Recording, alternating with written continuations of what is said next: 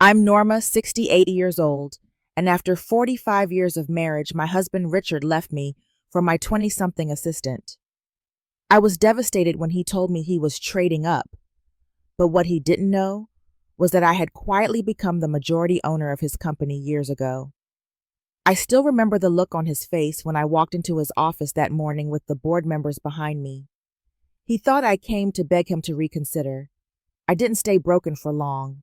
Let me know in the comments where you're watching from, and don't forget to hit that like and subscribe button if you enjoy stories about unexpected comebacks.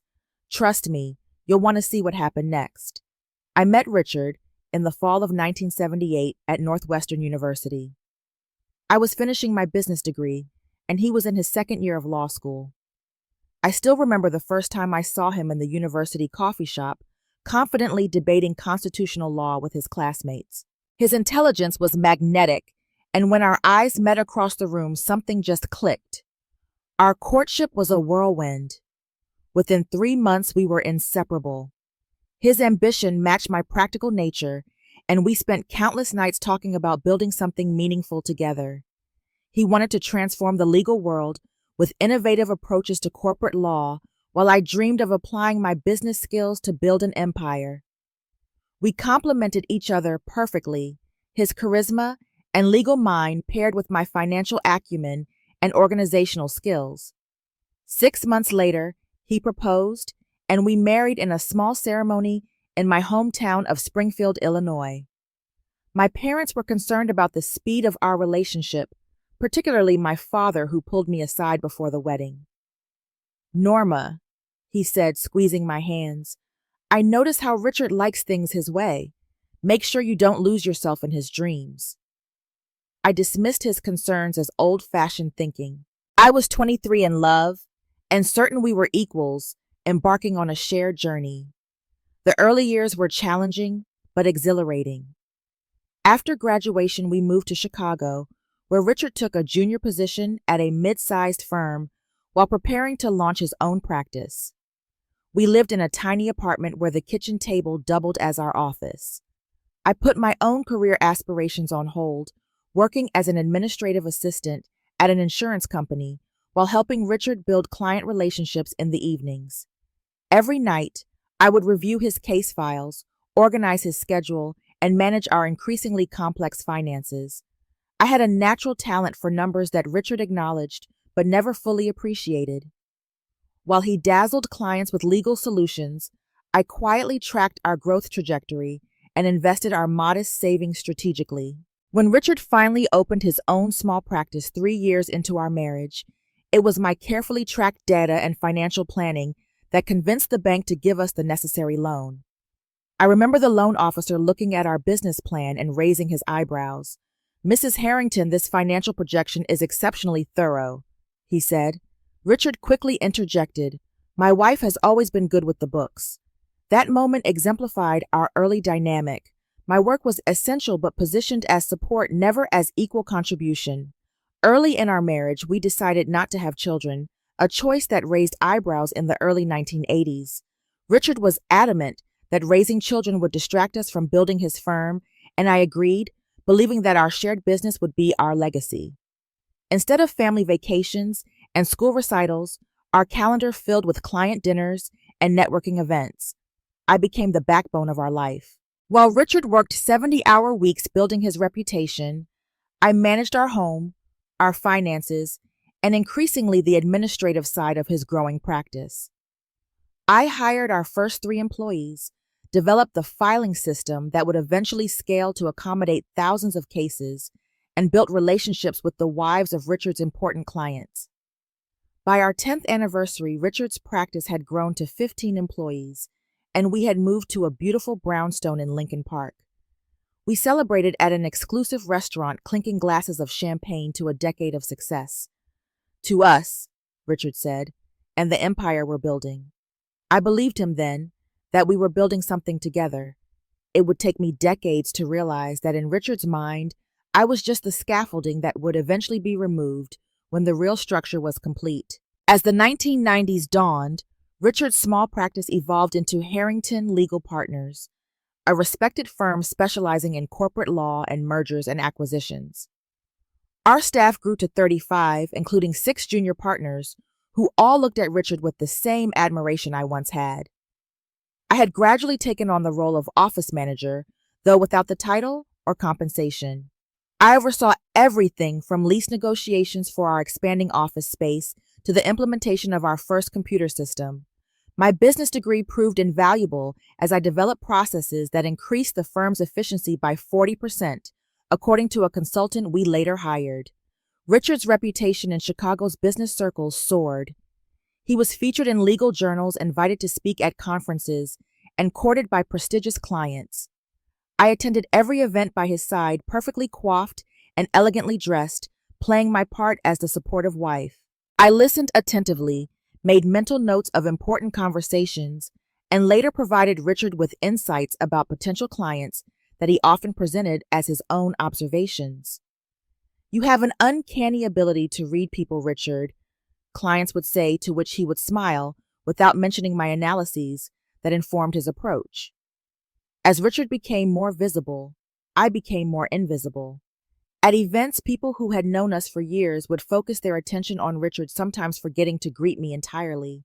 Richard did little to correct this, occasionally introducing me as my wife, rather than by name. These small indignities accumulated like pebbles in my shoe, not immediately painful, but increasingly uncomfortable over time. By our 15th anniversary, the power dynamic in our marriage had shifted noticeably. Richard began making unilateral decisions about matters that affected us both. He purchased a vacation home in Michigan without consulting me. He hired a personal assistant without including me in the interviews, despite my role in office management. When I raised concerns, he dismissed them with statements like, "I didn't want to bother you with details," or "I thought you'd be pleased with the surprise." Throughout this period, I maintained our personal finances, a responsibility Richard gladly relinquished. This gave me intimate knowledge of our financial position, and more importantly, complete control over my inheritance from my grandmother, which came when I was 47. The sum of $300,000 wasn't enormous by Chicago standards, but it provided me with my first taste of independent financial power. Around this time, I began to notice concerning patterns in Richard's business practices. Nothing illegal, but ethical corners were being cut. Clients were being billed for more hours than services rendered. Junior associates were taking the blame for senior partners' mistakes. I started keeping a separate record of these incidents, telling myself it was for the firm's risk management, but perhaps already knowing it might serve another purpose. In my late 40s, I experienced a quiet awakening. A former classmate from Northwestern, Janet, reconnected with me at an alumni event. She had built her own successful investment firm and asked about my career with genuine interest, something I rarely experienced in Richard's circles. "I always thought you'd end up running something significant," she said. "Your analysis in our business strategy class was always spot on." Her words stayed with me, reopening doors to ambitions I had shelved decades ago. When Richard was on a 2-week business trip to London, I began studying investment strategies, corporate structures, and securities law. I subscribed to financial journals using my personal email and took online courses to update my business knowledge. My first independent business move came when I invested half my inheritance in a tech startup founded by the son of one of Richard's clients. Richard had dismissed the young man's business plan as naive, but my analysis suggested potential. 3 years later, when the company was acquired, my investment returned 5 times its value. I reinvested these funds without ever mentioning the windfall to Richard, who never scrutinized my grandmother's money. This success gave me confidence and capital. More importantly, it showed me that after decades in Richard's shadow, my business instincts were still sharp, perhaps sharper than his. What began as a way to secure my financial future evolved into a comprehensive 15-year strategy. After my initial investment success, I established Fairview Investments LLC, named after the street where I grew up in Springfield. Richard, absorbed in his expanding legal empire, never questioned the paperwork that occasionally required his signature. When he did ask, I simply explained it was related to my inheritance management and he would quickly lose interest. Through Fairview, I began making strategic investments in businesses connected to Harrington Legal Partners' client network. I leveraged my position as Richard's wife to build relationships with board members and executives, presenting myself as a knowledgeable investor rather than just Richard's wife. Many were surprised and impressed by my financial acumen, having previously seen me only as a social appendage to Richard. Thomas Reynolds, a financial advisor I met at a charity function, became my trusted ally in this journey. Unlike the condescending financial professionals in Richard's circle, Thomas took my ambitions seriously and helped structure my investments for maximum impact and privacy. "What's your ultimate goal here, Norma?" Thomas asked during one of our quarterly reviews, noticing the pattern in my investments. After a moment of hesitation, I confessed, "Security and independence. I've spent decades building something that doesn't have my name on it. I need something that's mine alone." What I didn't tell Thomas then was that I had begun researching the ownership structure of Harrington Legal Partners. In the early 2000s, the firm had reorganized as a professional corporation under a holding company structure to facilitate expansion. This reorganization created an opportunity I recognized from my business studies. The holding company issued shares that could be purchased by non-attorneys. Over the next decade, I systematically acquired shares in this holding company through Fairview Investments and other vehicles Thomas helped me establish. I started small purchasing shares from retiring partners who preferred immediate cash to long-term equity. I reinvested all returns from my other investments into acquiring more ownership of the holding company. Simultaneously, I meticulously documented every contribution I had made to the firm since its inception, the systems I'd developed, the staff I'd hired and trained, the client relationships I'd nurtured, the cost-saving measures I'd implemented. I collected emails, memos, and testimonials from long-term employees who recognized my role in building the firm. I wasn't sure how or when I would use this documentation, but instinct told me to create an irrefutable record of my value. By my 65th birthday, 3 years before Richard's betrayal, I had achieved majority ownership of the holding company that controlled Harrington Legal Partners. The firm had grown to over 100 employees across 3 offices in Chicago, Milwaukee, and Indianapolis. Richard, now considered one of the Midwest's preeminent corporate attorneys, had no idea that his wife effectively owned his life's work. I kept this information closely guarded, sharing it only with Thomas and Patricia Winters, my personal attorney, who had helped structure the ownership arrangements to ensure their legality. Patricia, a brilliant lawyer who had faced her own challenges in the male-dominated legal world, took particular satisfaction in reviewing my documentation. "Norma," she said during one of our confidential meetings, "what you've done here isn't just smart business, it's poetic justice." I didn't think of it as justice then.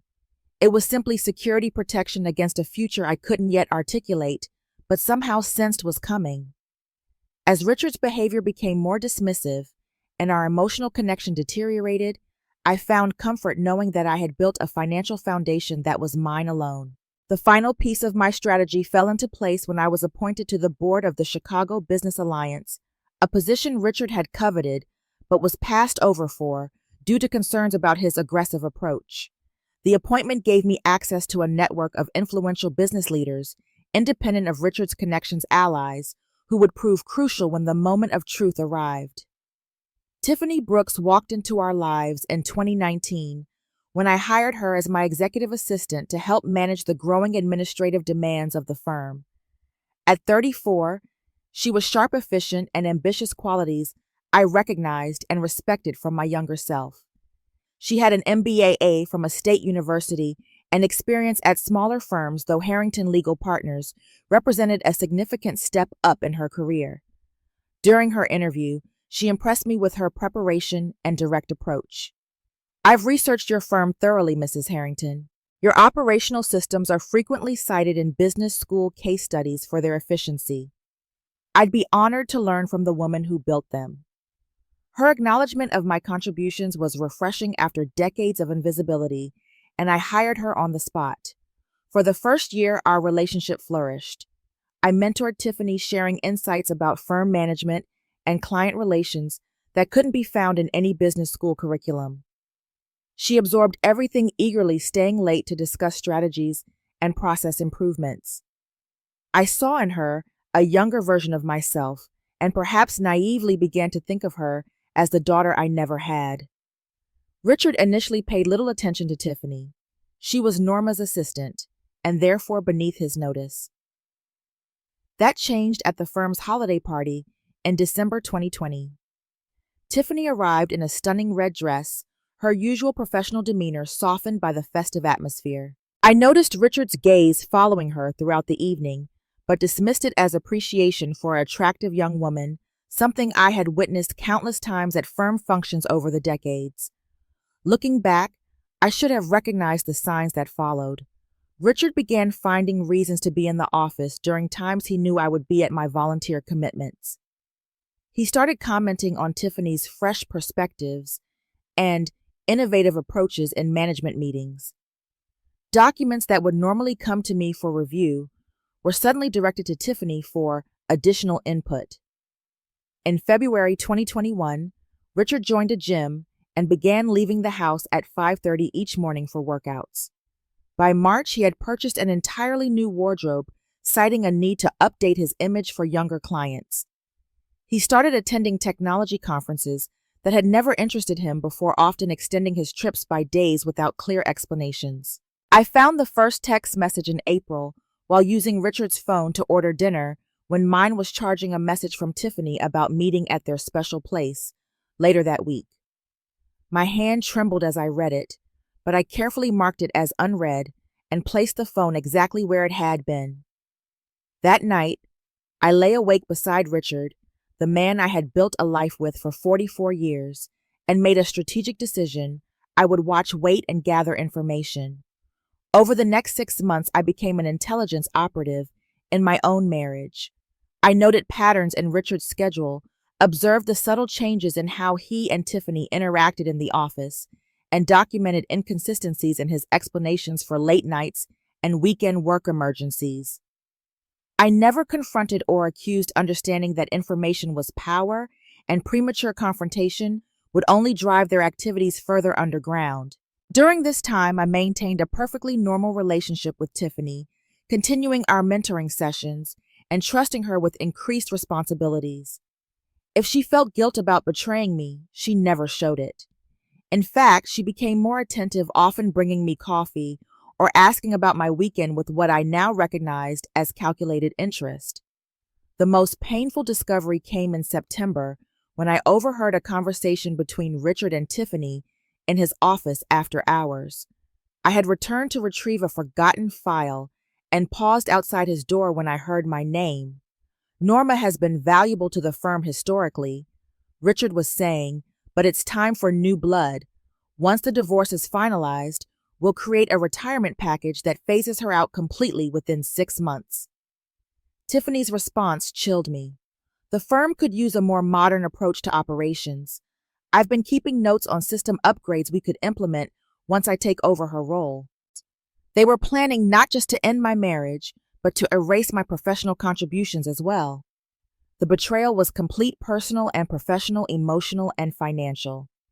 That night, I contacted Thomas and Patricia, setting in motion the final phase of a plan I hadn't known I was preparing for until that moment. October 15th, 2021, will forever be etched in my memory as the day Richard chose to end our 45-year marriage. He suggested dinner at Everest, the same restaurant where we had celebrated our 40th anniversary. I should have recognized the warning sign in his choice of public venue, a calculated move to prevent an emotional scene. I dressed carefully in a navy blue dress Richard had once complimented, applied my makeup with precision, and even wore the pearl necklace he had given me for our 35th anniversary. If this was to be the performance of a lifetime, I would ensure my costume was impeccable. Richard was unusually attentive during the first 2 courses, asking about my charity work and commenting on how well I looked for my age, a qualifier that should have been another warning.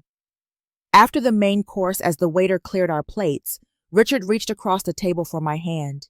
His wedding ring caught the candlelight as he delivered the lines he had clearly rehearsed. "Norma, we need to talk about our future," he began, his voice taking on the same measured tone he used when delivering difficult news to clients. "I've been doing a lot of thinking, and I've come to the conclusion that we've grown in different directions. After 45 years, I believe we both deserve happiness in whatever time we have left." I remained silent, watching him deliver his speech with the same detached interest I might observe a mediocre theater performance. He continued, gaining confidence from my lack of interruption. "You've been a good wife, Norma, and I respect everything you've contributed to our life together. But I've realized that I've outgrown our relationship. I need someone who understands my vision for the future, who can be a true partner in the next phase of my career." The irony of his words, that he needed a true partner after decades of relegating me to supportive spouse status, almost made me laugh. Instead, I asked quietly, "Is there someone else, Richard?" He had the decency to look uncomfortable, but recovered quickly. "Yes, I hadn't planned for it to happen, but Tiffany and I have developed a deep connection. She understands my ambitions in a way that—" He paused, searching for words that wouldn't sound as cruel as his meaning. "In a way that aligns with where I'm headed. She's helping me expand the firm internationally, something I've always dreamed of."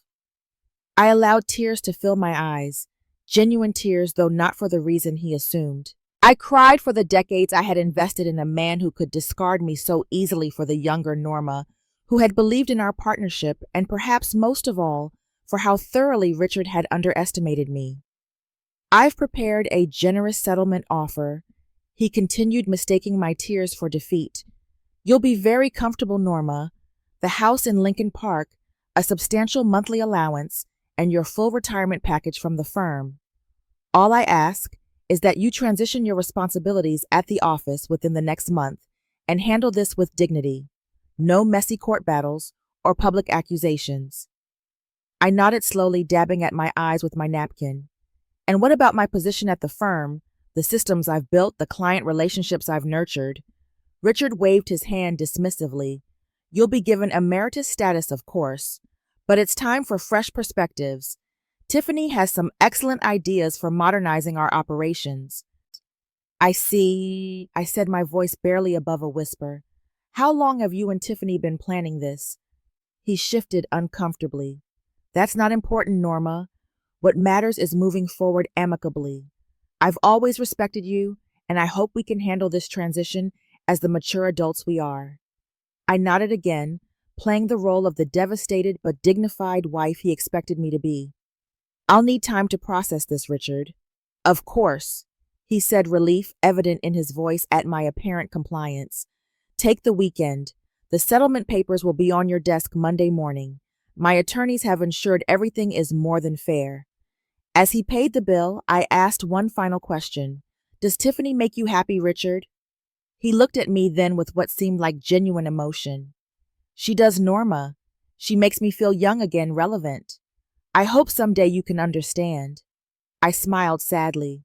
"I understand more than you know, Richard." He moved out that weekend, taking only his clothes and personal items to Tiffany's downtown apartment. He left behind 45 years of shared history, apparently as easily discarded as last season's suits. What he didn't realize was that he had also left behind the illusion of his power over me, and I had no intention of maintaining that illusion any longer. The weekend after Richard's announcement, while he was busy moving his belongings to Tiffany's apartment, I began executing the plan I had refined with Thomas and Patricia over the previous months. What had started as a contingency strategy was now being activated in full.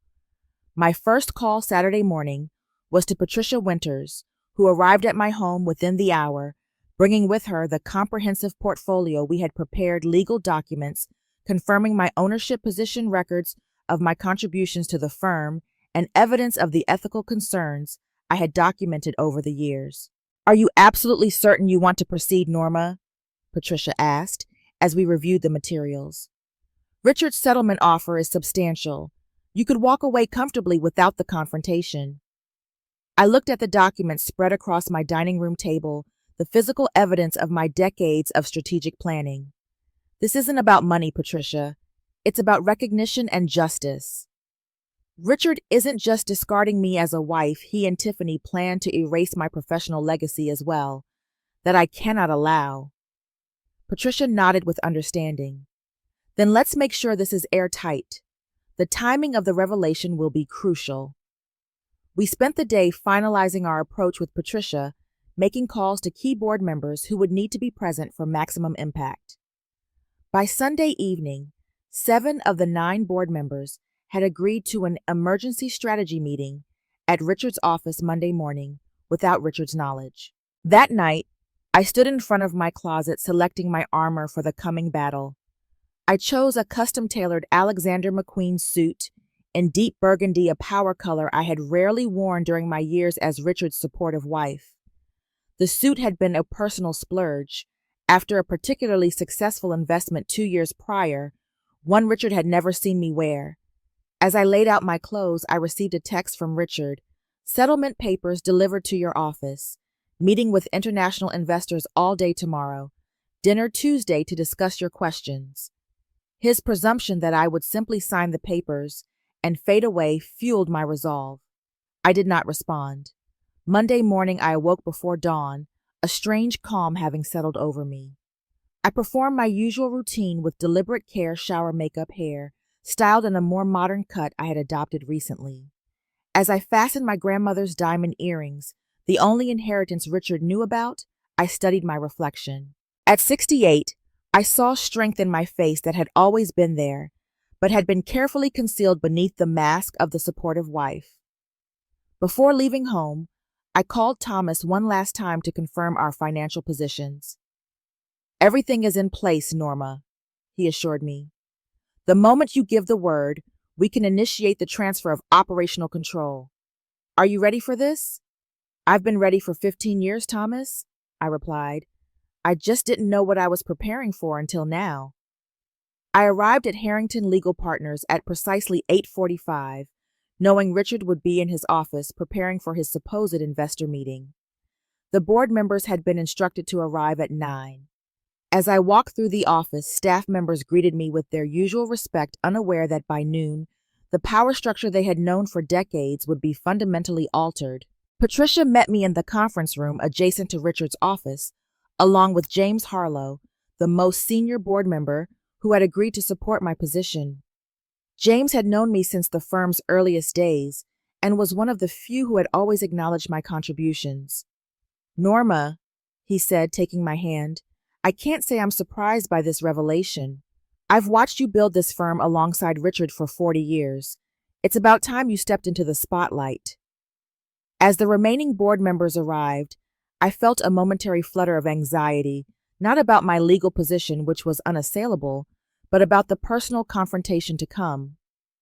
Then I thought of Richard and Tiffany, planning my professional erasure, and my resolve hardened. At 9:15, with all 7 supportive board members present, Patricia gave me a nod. It was time. I straightened my jacket, took a deep breath, and prepared to reclaim not just my professional legacy, but my personal power as well. Gentleman, lady, I said to the assembled board, thank you for coming. Before we proceed to Richard's office, I want to express my gratitude for your years of service to this firm, our firm. What happens in the next hour will change Harrington Legal Partners forever, and I am counting on your continued support as we move into a new era. With those words, I turned and led the procession toward Richard's office, toward the confrontation that would define the rest of my life. I knocked once on Richard's office door and entered without waiting for a response. The look of surprise on his face as I walked in, followed by 7 board members and Patricia, is one I will treasure forever. He was seated behind his massive mahogany desk, with Tiffany in a chair beside him, documents spread between them. Norma, he said, recovering quickly, this isn't a good time. I have the international investor call in 20 minutes, and Tiffany and I are preparing. He glanced at the board members with confusion. Was there a meeting scheduled that I wasn't aware of? I smiled and took the seat directly across from him, not the supportive wife's usual position by his side, but the challenger's position directly opposite. Yes, Richard, there was. A meeting about the future of Harrington Legal Partners. His eyes narrowed. If this is about the settlement, my attorneys were very clear that this isn't about our divorce, Richard. I interrupted, my voice steady and clear. This is about ownership and control of the firm you believe is yours alone. Tiffany shifted uncomfortably beside him, her eyes darting between me and the board members who had positioned themselves around the room. I could see the wheels turning in her strategic mind, already calculating how this unexpected development might affect her ambitions. Richard forced a laugh. Norma, I understand you're upset about personal matters, but bringing the board into domestic issues is inappropriate. Perhaps we should reschedule when you're feeling more rational. Patricia stepped forward, then placing a leather portfolio on his desk.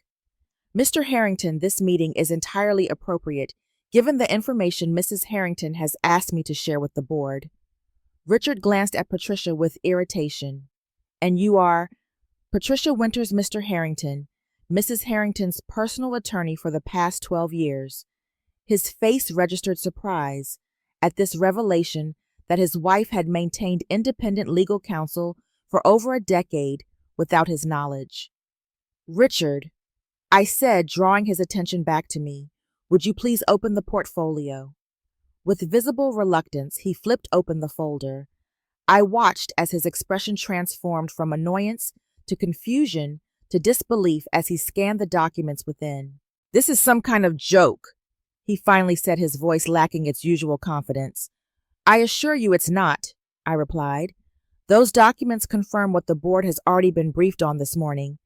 Through Fairview Investments, LLC, and several other entities, I have acquired 58% ownership of Harrington Holdings, the parent company of Harrington Legal Partners. I am effectively the majority owner of the firm you believed was yours. Richard's face flushed red. This is impossible. I would have known. Would you? I asked quietly. When was the last time you reviewed the shareholder registry? When was the last time you paid attention to the financial structures supporting your success? You've been so focused on being the face of this firm that you failed to notice who was becoming its backbone. Tiffany had gone pale, her ambitious mind clearly recalculating her future based on this new information. James Harlow stepped forward. The documentation is in order, Richard. We've verified its authenticity.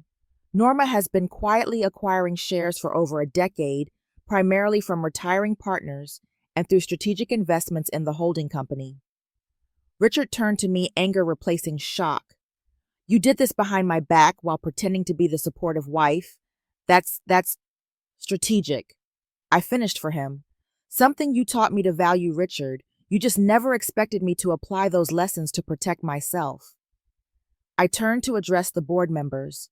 Gentlemen, Ms. Greenfield, as you've seen from the documentation provided, I have concerns about certain operational and ethical practices that have developed under the current leadership. I'm proposing an immediate audit of billing practices, client trust accounts, and partner compensation structures. Richard slammed his hand on the desk. This is outrageous. You can't just walk in here and... Actually, Richard, she can, Patricia interjected calmly. As majority shareholder, Mrs. Harrington has the authority to call for such reviews and to make leadership changes as deemed necessary for the firm's welfare. Richard turned to the board members seeking allies. This is my firm. I built it from nothing. You all know that. James Harlow shook his head slowly. We know that you and Norma built it together, Richard. Many of us have been here long enough to remember her contributions, even if they weren't publicly acknowledged. Richard's gaze returned to me, a mixture of fury and perhaps for the first time respect in his eyes. What do you want, Norma? I leaned forward, my voice calm but firm. I want recognition of my role in building this firm. I want implementation of ethical billing practices that don't exploit clients. I want a leadership structure that values all contributions, not just those made by men in corner offices. I paused, looking directly at Tiffany, whose expression had shifted from shock to calculation. She was already trying to determine how to position herself in this new reality. And I want you, Richard, to make a choice. You can accept a consultant position with appropriate restrictions and oversight, or you can resign completely. Either way, your days of unilateral control are over." The silence that followed was profound. Richard stared at me as if seeing me for the first time. In a way, he was. For 45 years, he had seen what he expected to see: the supportive wife, the background figure, the woman who existed to facilitate his success. Now, he was forced to see the strategist, the businesswoman, the force that had been hiding in plain sight. Tiffany was the first to break the silence, rising from her chair with a practiced smile. "Mrs. Harrington, this is quite a development. Perhaps we could discuss how I might contribute to your vision for the firm's future. I've always admired your operational expertise." Her rapid pivot would have been amusing if it weren't so predictable. I gave her a measured look. "Miss Brooks, given your role in recent events, I think it would be best if you use the remainder of the day to clear out your desk. Your services will no longer be required at Harrington Partners." The color drained from her face. "But Patricia will escort you to gather your personal items." I continued, nodding to my attorney, who moved toward the door. "Your final paycheck will include 2 weeks' severance, which is more consideration than you showed me." As Tiffany left with Patricia, Richard remained silent, staring at the documents before him. Finally, he looked up, the fight gone from his expression. "How long have you been planning this, Norma?" I considered the question carefully. "I wasn't planning for this specific scenario, Richard. I was simply ensuring I would never be powerless, a lesson I learned from watching you operate for 45 years. I stood, smoothing my burgundy suit. "The board will expect your decision by the end of the day. I'll be in my office, which incidentally will be this one starting tomorrow." As I turned to leave with the board members following, Richard called after me. "I underestimated you, Norma. I never thought you had this in you." I paused at the doorway and looked back at the man I had spent most of my life with, the man who had never truly seen me until this moment. "That, Richard, was your biggest mistake."